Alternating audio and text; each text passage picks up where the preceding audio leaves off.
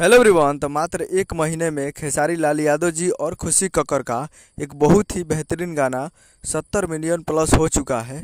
और इस गाने को लिखे हैं अखिलेश कश्यप जी और इसमें म्यूजिक दिए हैं आर्या शर्मा जी।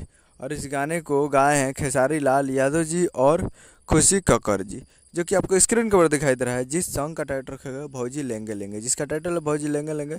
और वीडियो में खेसारी लाल यादव जी और डिम्पल सिंह जी, फिट में है डिम्पल सिंह जी। तो मात्र एक महीने में 70 मिलियन प्लस हो चुका है। अभी तो 75 मिलियन इस गाने पे व्यूज है।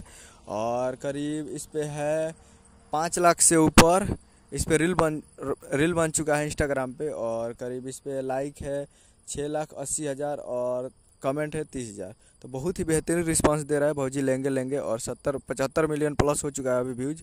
और बहुत ही ज़बरदस्त गाना है। तो आप लोग अभी तक इस गाने को नहीं सुने हैं तो आप लोग जाइए और जाकर Annapurna films Bhojpuri YouTube channel पे फुल वीडियो सॉन्ग जाकर आप सुन सकते हैं, जो कि 75 मिलियन प्लस व्यूज हो चुका है।